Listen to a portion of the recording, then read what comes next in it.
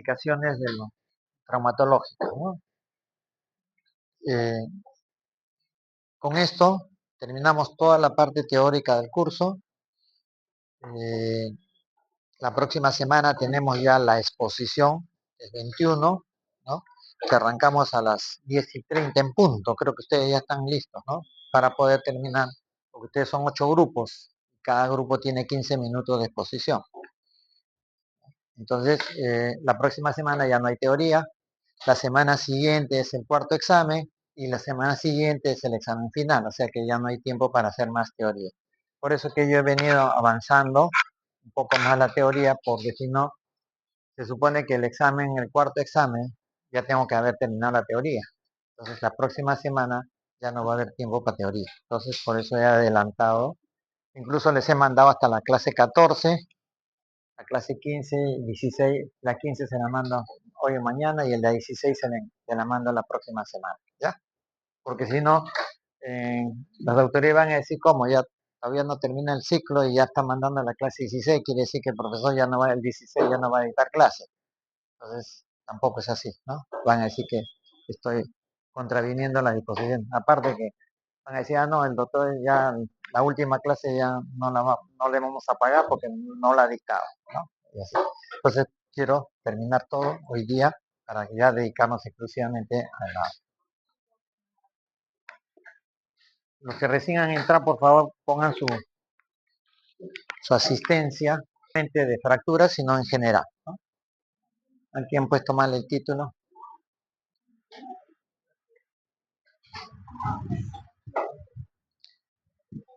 Las complicaciones en todo proceso traumatológico, se asocian una gran cantidad a problemas de fracturas, pero también hay otras lesiones que no tienen que ver con las fracturas, pero que pueden producir alguna alteración en, en la evolución del paciente, ¿no? Dice, hay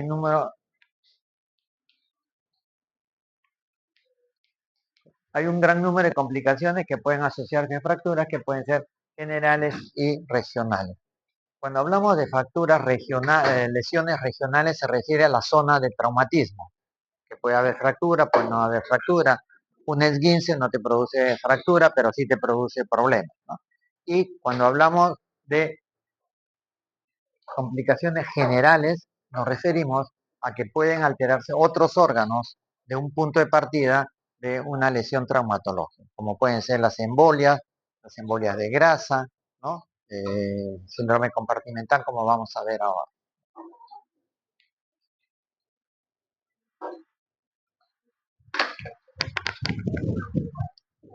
Miren, aparte de la zona regional, ¿no? Ya no importa ya ese problema de ellos. Aparte de la zona traumatizada, que es la zona regional, miren la cantidad de patologías que pueden asociarse en forma general, que no tienen que ver nada directamente con la fractura, ni nada con la contusión, o nada con el esguince, pero pueden ser secundarias a eso. Por ejemplo, el shock postraumático, ¿no?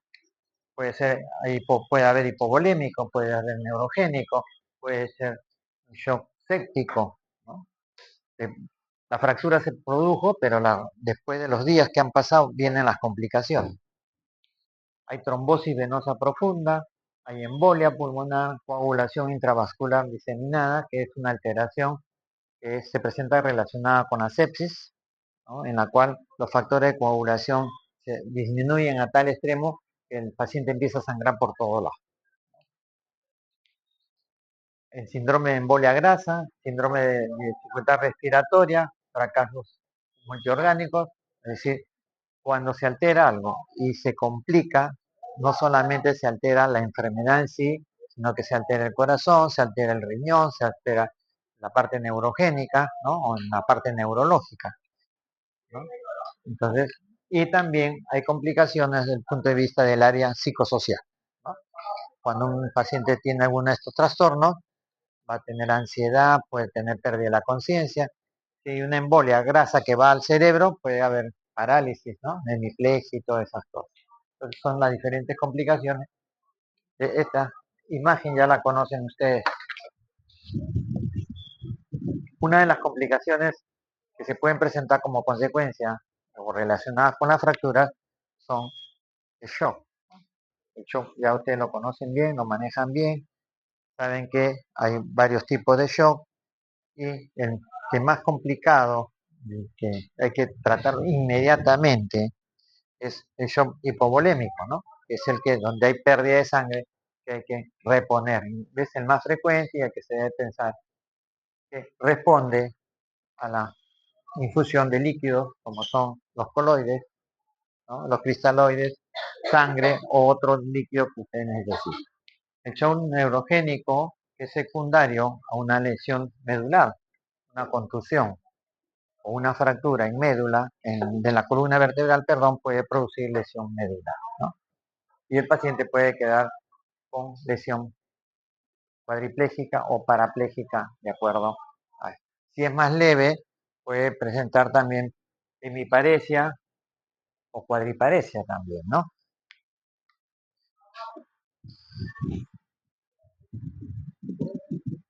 ¿Cuáles son la parte clínica de ello? Ya la conocen, que hay hipotensión, generalmente asociada a una hemorragia, ¿no? Puede ser externa o puede ser interna. Taquicardia con problemas cardíacos, taquimia, que nos está reflejando ya problemas respiratorios, fiebre, que nos está representando un trastorno sistémico, ¿no? Y las características de piel fría, lúcida, cianótica, ya son otros signos, salud, son otros signos y síntomas que tienen que ver con los efectos secundarios de la patología, ¿no? También podemos encontrar estridor, que ya nos está indicando que aparte del traumatismo hay un compromiso a nivel de vías respiratorias, a nivel de problemas cardíacos, a nivel de problemas renal, miren, ¿no? Puede haber oliguria, arritmia, acidosis metabólica, ya cuando hay una sepsis, ¿no? Que se altera todo el sistema orgánico. Y también puede haber un trastorno abdominal con compromiso de unos órganos, ¿no? El más sensible es el vaso, el hígado, también el intestino y el estómago. Las vísceras huecas también son fáciles de dañarse frente a un traumatismo. Un simple puñete con fuerza en el abdomen puede producir un estallamiento del estómago. No pasa con los boxeadores porque los boxeadores tienen pues una musculatura de la pared anterior bastante hipertrofiada, entonces resiste. Pero cualquiera de nosotros que no somos boxeadores nos da un puñete en el abdomen y inmediatamente podemos ir a parar al hospital por ruptura de vaso, ¿no? Principalmente.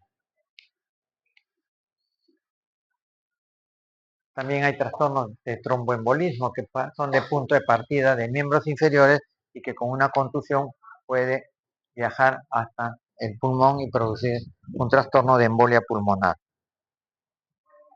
Buenas tardes. Ahí está para que ponga su asistencia ya. ¿Qué otros factores de riesgo se pueden presentar, no? El éxtasis venoso, con trastorno de los vasos venosos principalmente, estado de hipercoagulabilidad y lesión de las paredes arteriales, ¿no? La capa íntima principalmente. Y a esto lo estudió Virchow y le pusieron la tía de Virchow, ¿no? Que esos tres, la éxtasis venosa, el estado de hipercoagulabilidad y la lesión de la capa íntima, constituye el triángulo de Virchow. Pueden haber hipercoagulopatías, ¿no? Por alteraciones de la trombina, por los factores de coagulación, especialmente el factor 8, que es el que tiene que ver más que todo con los otros factores en la coagulación. Pueden haber factores también eh, secundarios que tienen que ver la edad, el tiempo quirúrgico, si una operación se demora mucho, ahí puede haber trastornos. Si es una operación traumatológica, puede durante el acto quirúrgico, la manipulación, desprenderse un émbolo graso, ¿no? O un émbolo hemático también, ¿no? Pero generalmente cuando hay fracturas hay émbolo graso que viaja, igualito que el émbolo que ya lo conocen, es este aglutinamiento de hematíes, que puede producir lesiones cerebrales, lesiones pulmonares, lesiones renales, lesiones locales, ¿no? En los casos de politraumatizados, las más alteraciones más complejas son las fracturas de pelvis, las fracturas de fémur, las fracturas de tibia, es decir, de los huesos largos, porque en su constitución la parte central tiene sustancia grasa, que tiene que ver con la elaboración de los hematíes, ¿no? Y puede haber, miren que el 50% de las fracturas en extremidad inferior dan trombosis venosa profunda.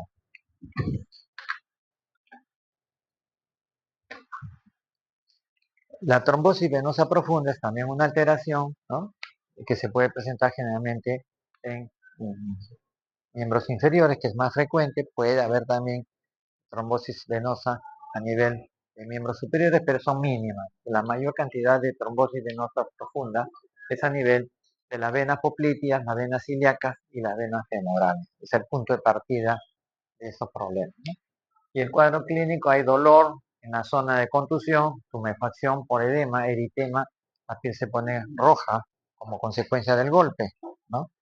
Y hay edema, y una forma de determinar si un pie está hinchado por edema es la famosa el signo de la fovea. Uno apretando, si la piel está en condiciones normales, retira el dedo, inmediatamente la piel restablece. Lo mismo en la deshidratación, ¿no? Cuando una persona está deshidratada, el simple signo de la fovea nos puede decir el grado de deshidratación. Si está deshidratado, pues se va a quedar la fovea durante un tiempo, ¿no? Puede permanecer. Y un uso, cuando hay edema, también se produce edema. Entonces, ¿no?, esos son signos que nos pueden determinar. Y bueno, fue Hofmann el que estudió estos problemas de miembros inferiores, que le pusieron el signo de Hofmann, ¿no?, a todos estos patologías.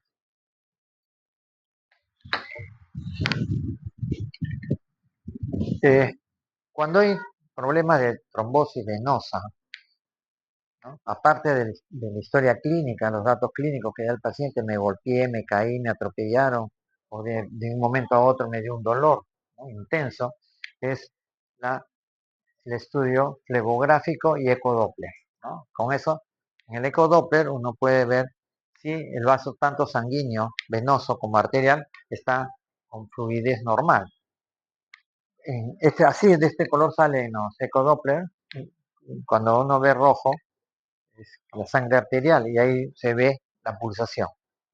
Y la sangre venosa se ve oscura, pero no hay pulsación. Entonces el radiólogo, cuando está haciendo el informe, determina pues fluidez, o fluido está obstruido, ¿no?, por cuerpo extraño, por elemento X, ¿no?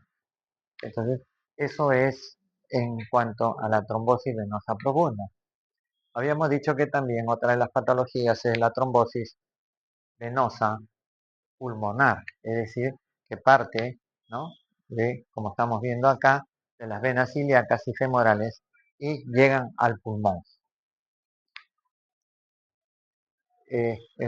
Lo principal es que hay que hacer el tratamiento, primero el diagnóstico precoz, para poder iniciar el tratamiento, porque si no hacemos un buen diagnóstico, vamos a postergar el tratamiento, y cuando queremos hacer algo ya va a ser más difícil, más traumático y más complicado, ¿no?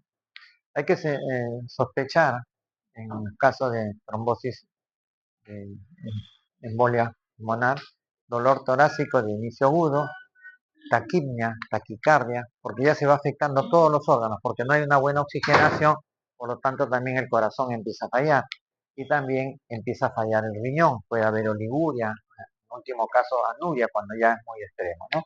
Y en los casos de trombosis, de tromboembolismo pulmonar, aparte del examen clínico, la tomografía computerizada helicoidal es la que mejores resultados nos va a dar. Podemos hacer otras pruebas, ¿no?, angiografía, gamografía, pero perdemos tiempo y dinero, porque cada estos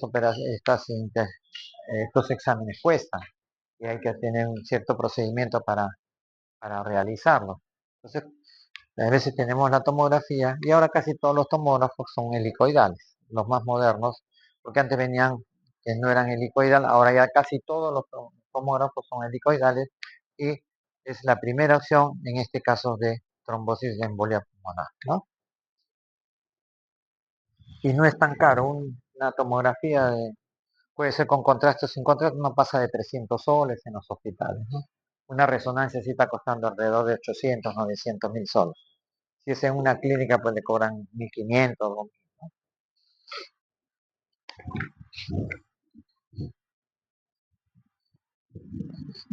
En cuanto al diagnóstico, el diagnóstico depende de la gravedad o de la obstrucción, ¿no? Por eso dice, se relaciona con la magnitud de la oclusión. Los síntomas que se pueden presentar son disnea, dolor pleurítico, ¿no? Tos, taquimia, taquicardia. Y miren, aquí está, ¿no? En este caso, hay un coágulo sanguíneo que está ocupando casi toda la luz, ¿ven? Y ya se compromete el endotelio, ¿no? la pared arterial. Y estos son los exámenes que se pueden hacer para diagnosticar o confirmar el diagnóstico, ¿no? Porque los exámenes faciales no te dan el diagnóstico, te confirman lo que tú estás pensando desde el punto de vista clínico. Uno no debe confiarse solamente en los exámenes auxiliares de laboratorio, de radiología, porque no pueden cambiar el diagnóstico. Si, por ejemplo, radiólogo no hace un buen examen y deja de pasar algunas cosas, me va a hacer cambiar el diagnóstico, porque yo estoy pensando en una cosa. Por eso cuando hay alguna duda en estos casos, se hace una pequeña reunión clínica con el radiólogo, mira, ¿qué me parece? ¿Qué te parece a ti? Mejor. O si no, le vuelven a repetir la prueba en algunos casos, ¿no? Y bueno, los exámenes de sangre, las mamografías, las angiografías, la tomografía, son elementos que nos ayudan a confirmar el diagnóstico. Otra de las patologías que se presentan en estas lesiones traumáticas, ¿no? Son las embolias grasas, síndrome potencialmente fatal, porque si muchas veces el paciente entra a operarse y con el manipuleo, ¿no? Ustedes saben que los traumatólogos tienen que ser muy toscos a veces en su tratamiento, porque las mismas circunstancias no, a veces usan sierra, a veces usan pequeña cumbita, ¿no? Cincel, todas esas cosas son unas herramientas que pueden utilizar. Y eso puede hacer desprender un émbolo graso y este émbolo viajar hacia los pulmones, al cerebro, a los riñones, ¿no? Principalmente, y producir todo un desbalance que a las finales el paciente entra en estado de shock, si se complica con un proceso infeccioso, un shock séptico y puede hasta morir. Bueno, esta es una radiografía, ¿no? Imágenes radiopacas, ven que está diseminado, ¿no? Ya con la sintomatología uno puede sospechar y puede confirmar que se trata de una embolia grasa. El síndrome de embolia grasa se presenta en el 90% de los politraumatizados, especialmente de miembros superiores o inferiores más que todo, ¿no? Donde haya huesos largos de gran magnitud, ¿no? Y el 20% desarrolla síndrome característico completo, la incidencia más es en los huesos largos, ¿no? Y puede presentarse en el trayecto del día o 24, 72 horas después de producido el trastorno, ¿no? La alteración. Bueno, acá repitiendo, dicen que está asociada a fracturas múltiples de huesos largos y de pelvis, ¿no? Es más frecuente en las fracturas cerradas que en las abiertas.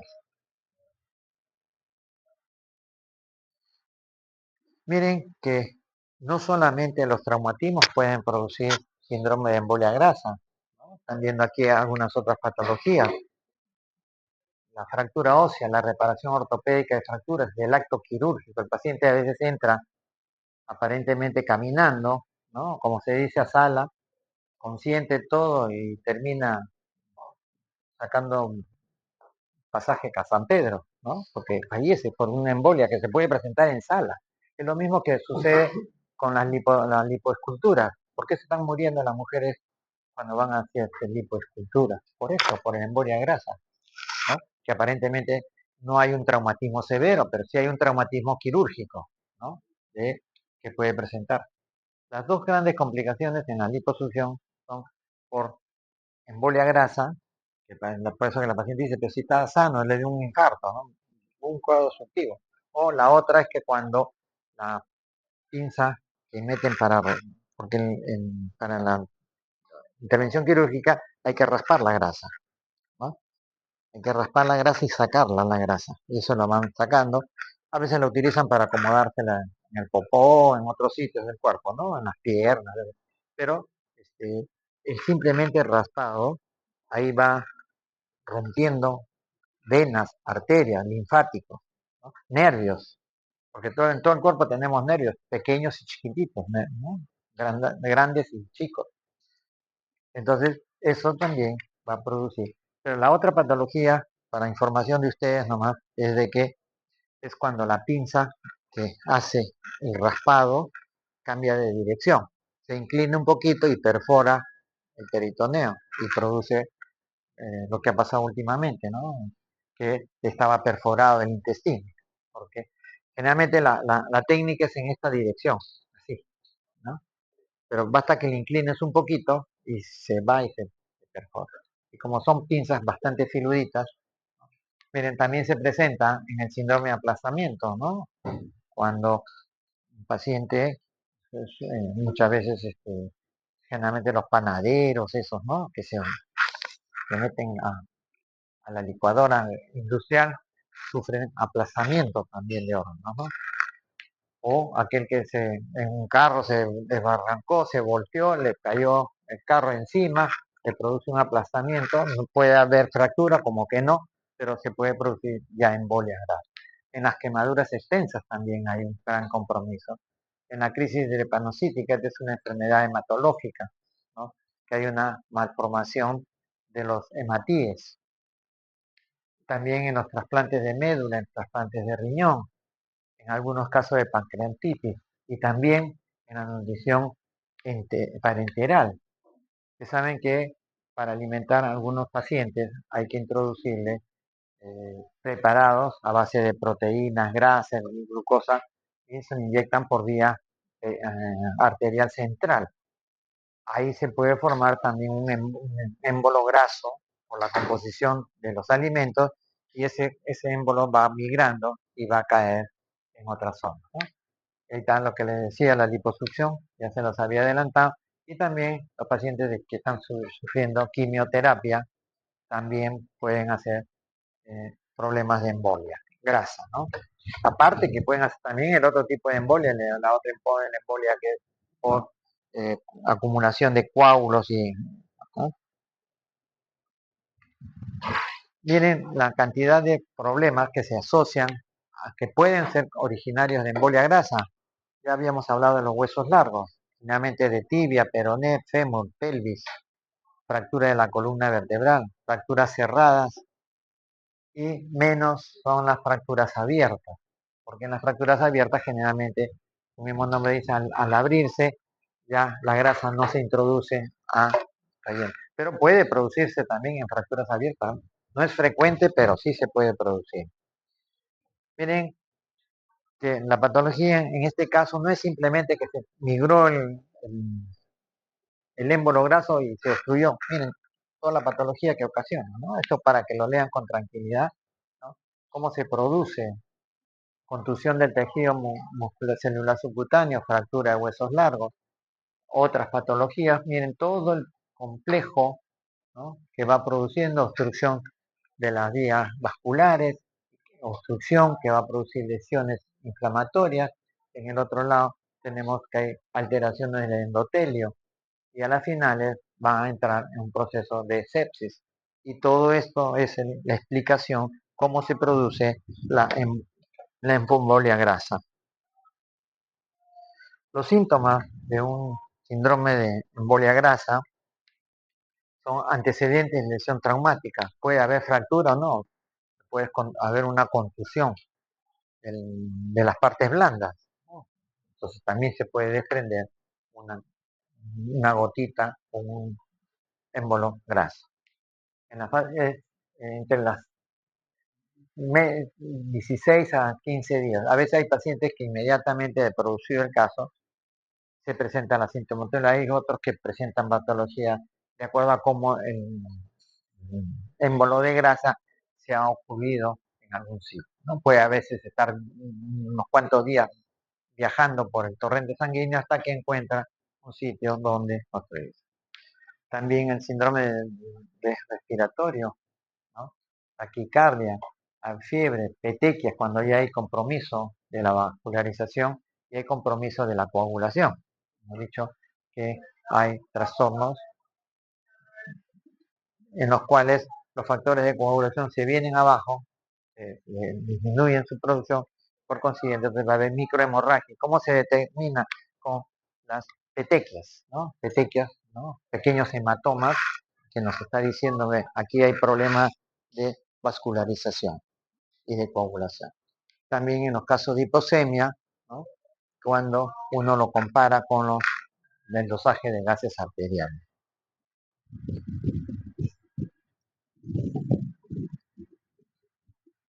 También podemos encontrar, ¿no? En problemas de trombocitopenia, disminución del hematocrito, generalmente en los quemados, ¿no?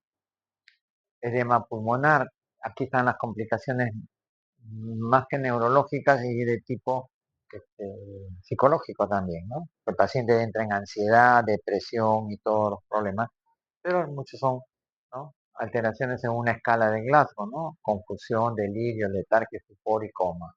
Pueden haber también problemas de hemiplegia, convulsiones. Si es un paciente que tiene convulsiones antiguas, anteriores, va a desencadenar cuadros nuevos de convulsiones. Y la presencia de grasa también en la orina, ¿no? Dipuria es presencia de grasa en la orina. Generalmente hay pequeñas cantidades, pequeñísimas, no dosables, o si se dosan están dentro de valores normales. Pero cuando ya son dosables en mayor cantidad, ya se va a producir alteración. En la hipocalcemia y también puede haber en los casos de tuberculosis por la hemoptisis y estas cosas. Clínicamente, ¿no?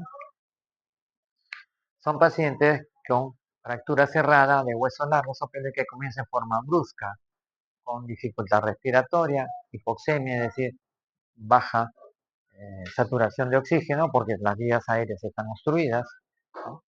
Hay taquicardia, alteración del nivel de conciencia y lo que le decía, las petequias en toras y conjuntivas, especialmente a nivel de la conjuntiva ocular, ¿no? Donde se puede determinar esas cosas, ¿no?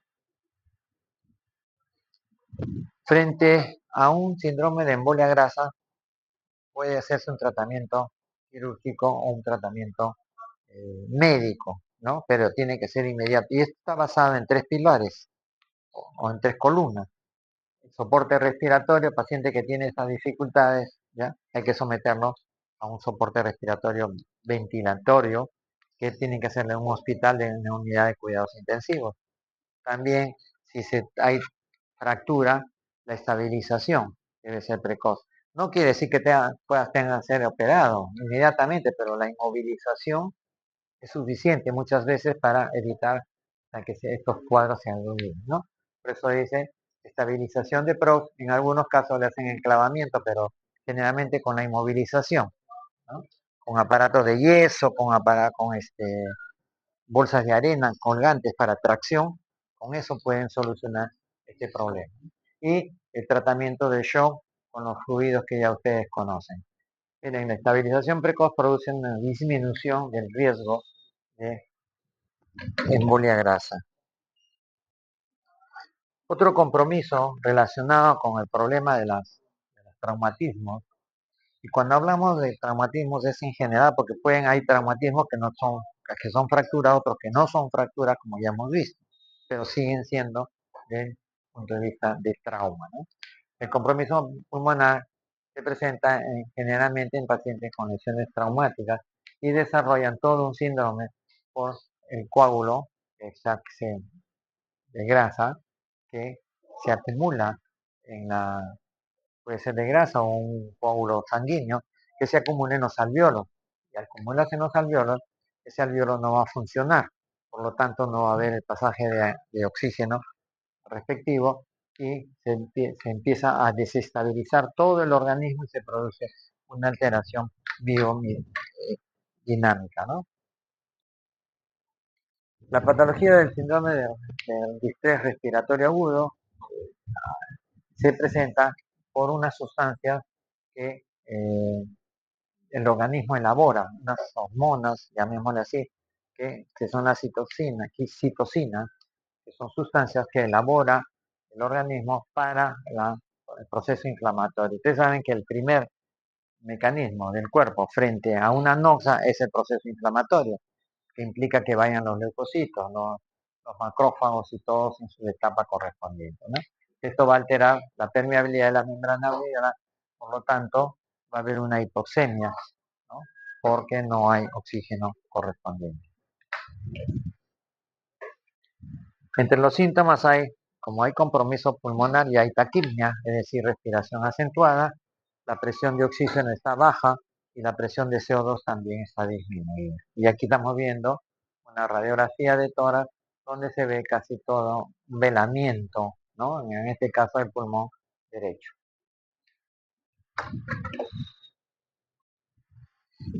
¿Cómo se puede prever también? Porque hay muchas cosas que son previsibles, ¿no? ¿Cómo se puede prever la presencia de un shock hemorrágico, un alto puntaje en la severidad del traumatismo y una lesión neuronal? Se puede reducir mediante la estabilización. Habíamos dicho que uno de los pilares de estas patologías es la estabilización de la fractura. Con eso ya uno gana casi el 50% de la evolución del paciente. Por eso que hemos visto que las recomendaciones de la ATLS y de la Organización Mundial de la Salud es frente a alguna fractura, es la estabilización, ¿no? Y ya vemos, y el video que le he mandado hoy también, ¿no? que lo han revisado, espero que lo hayan revisado, ¿no?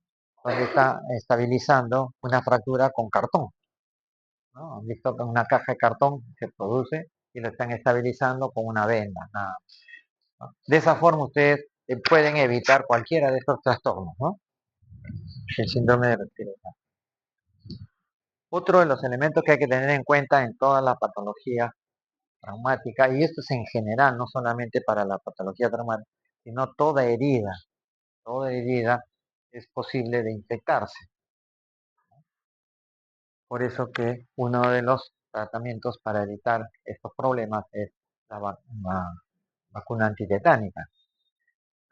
Mucha gente tiene la creencia de que solamente debe vacunarse contra el tétano cuando se hinca con algo oxidado, con algo metálico. Ya les he explicado yo en las clases anteriores que hasta en el jardín de su casa, en la maceta de su casa, pueden ustedes contaminarse con el tétano, porque generalmente las tierras cultivadas, abonadas, vienen de las chacras, y en las chacras puede haber tétano, ¿no? Nadie sabe si está, no purifican la tierra para que la pongan a su jardín. Y si usted tiene una herida, está agarrando la tierra, ¿no? El jardín, arreglando sus florcitas, su rosal, su floripondio y todas las flores que vienen, ahí puede contaminar. Por eso siempre en toda herida, sea metálica o no, debe usarse. Y aquí está el esquema de la profilaxis de tétano. Generalmente casi todos estamos vacunados desde niños, ¿no? Porque una de las vacunas que nos ponen es el tétano. Ahí está, ¿no? Incluso a la madre, cuando también está gestando, la vacuna contra el tétano, que puede producirse también tétano al momento de dar a luz. Y miren, aquí está el esquema de las vacunas y generalmente hay dos tipos de preparados, ¿no? El toxoide, que es más suave, que se pone como refuerzo. Y la vacuna en sí ya es cuando el paciente da síntomas de presencia de tétano, porque la muerte por tétano es bien desagradable, bien desastrosa, porque el paciente empieza a tener parálisis, ¿no? El músculo no funciona, el paciente no puede ni respirar, ¿no? Se le contraen los músculos, es como la rabia también, ¿no? La rabia es un problema que cuando ya se instalan ya no hay quien lo pare y mueren en forma bien desagradable, dolorosa para el paciente, con el tétanos también. En el tétanos hay contractura muscular, ¿no? Entonces el paciente está todo, ¿no?, entumecido porque está todo y muere en pocos días. Entonces ahí se pone la vacuna ya tetánica como refuerzo, ¿no? Pero siempre, por eso siempre cuando, bueno, en cirugía siempre teníamos esa precaución, ¿no? se ha vacunado contra el tétano, sí, doctor, ¿hace qué tiempo? Hace 5 o 10 años. Ah, ya, entonces ponte el refuerzo. Inmediatamente le hacemos poner el refuerzo, ¿no? No, doctor, la vez pasada me accidenté, me pusieron también, ah, ya, entonces no necesitas, ¿no? Pero cada cierto tiempo hay que reforzarlo.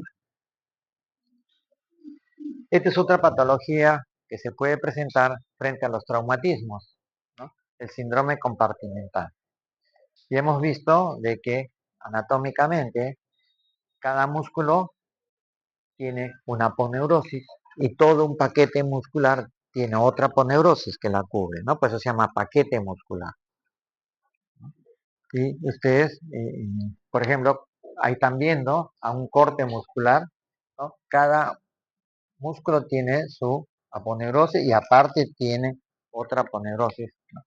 Entonces, cuando hay un problema de golpe, fractura, el líquido, llámese sangre, linfa, ¿no?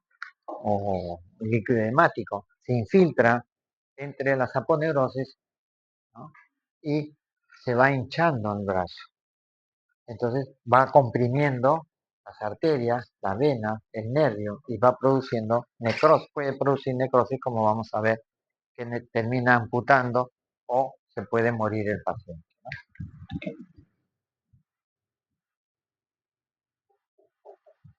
Ahí están viendo que en el compartimento cerrado provoca compromiso microvascular y daño mioneural, ¿no? De esa forma se están complicando los vasos arteriales, los vasos venosos, los vasos linfáticos y los nervios.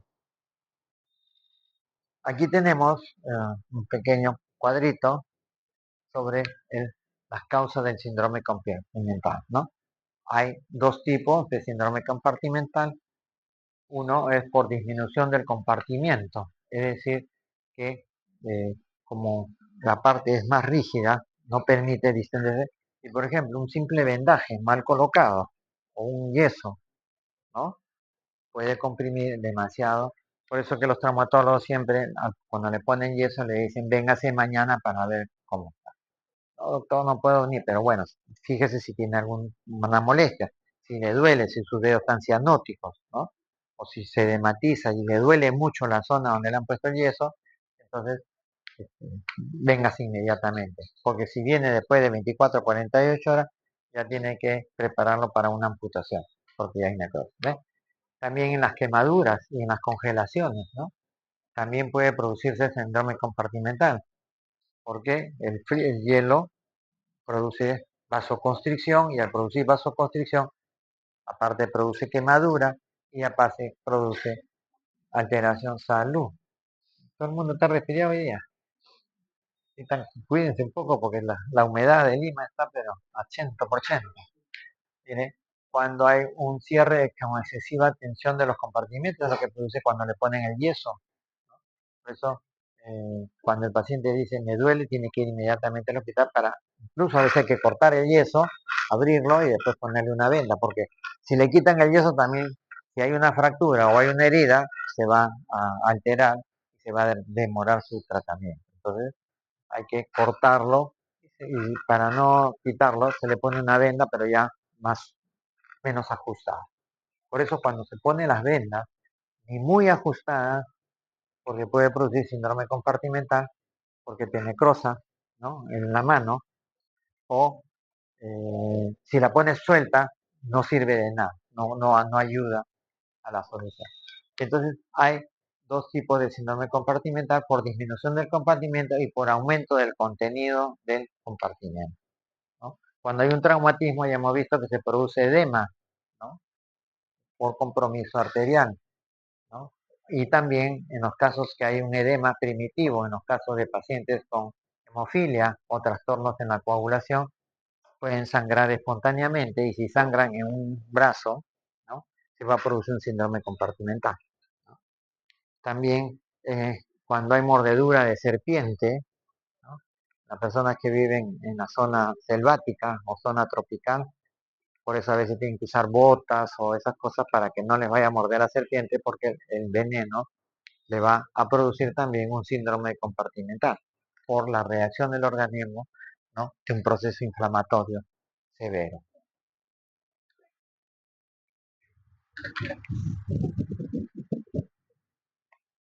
La- las principales zonas donde se puede producir estos problemas es donde hay grandes paquetes musculares, como son la pierna, el antebrazo, el pie, la mano, ¿no?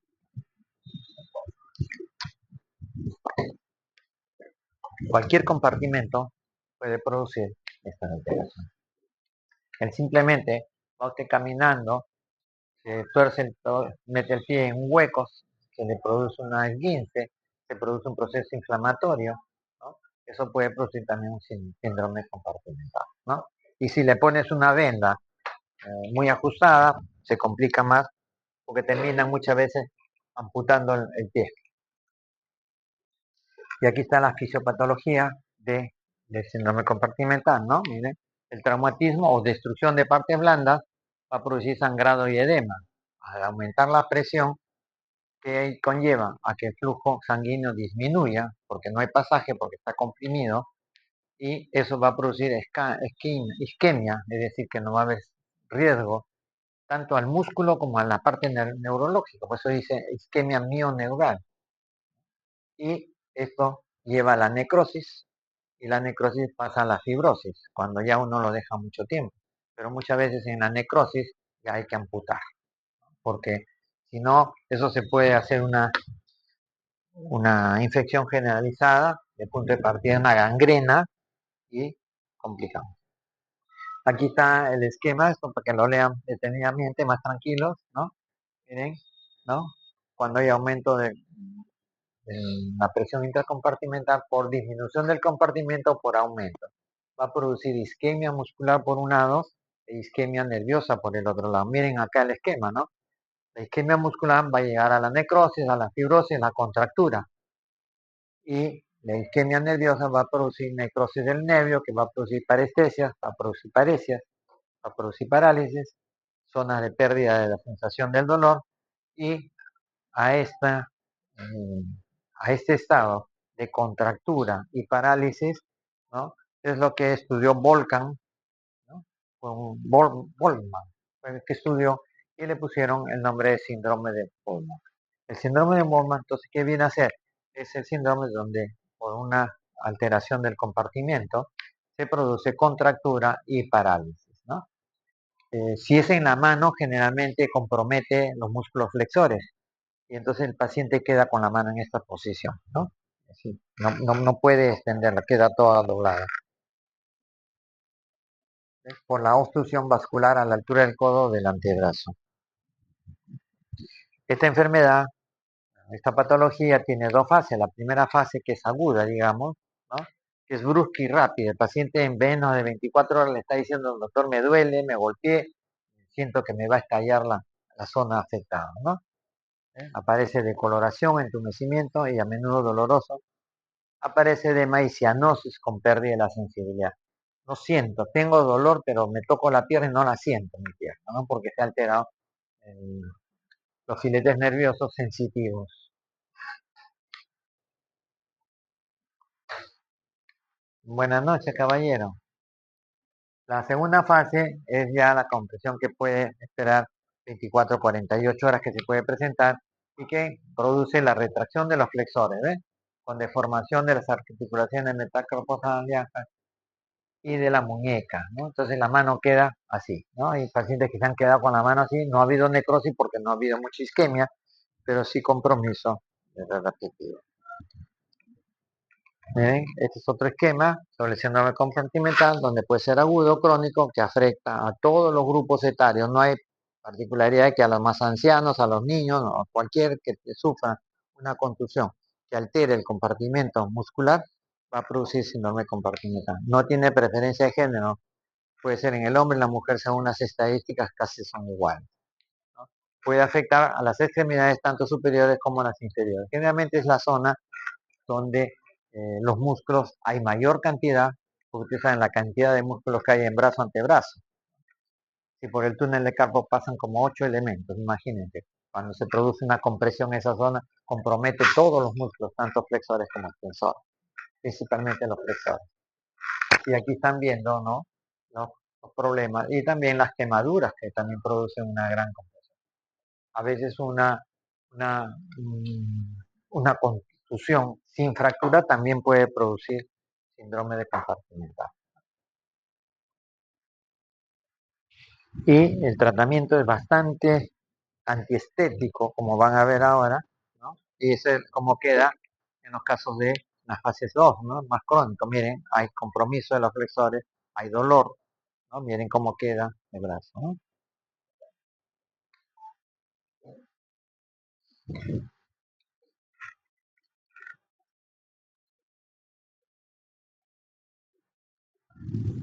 Este es ¿cómo se llama?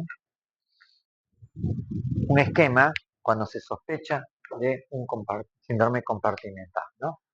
Si uno ya está definitivamente convencido que es un síndrome compartimental, tiene que ser el tratamiento quirúrgico inmediato, apenas lo detecta. Cuando todavía no está muy marcado, puede hacer un tratamiento de observación, hacer un estudio, ¿no? Pero a las finales generalmente terminan todos haciendo una incisión, una intervención quirúrgica que es rápida, pero es bien traumática, como vamos a ver ahora, ¿no? ¿Miren?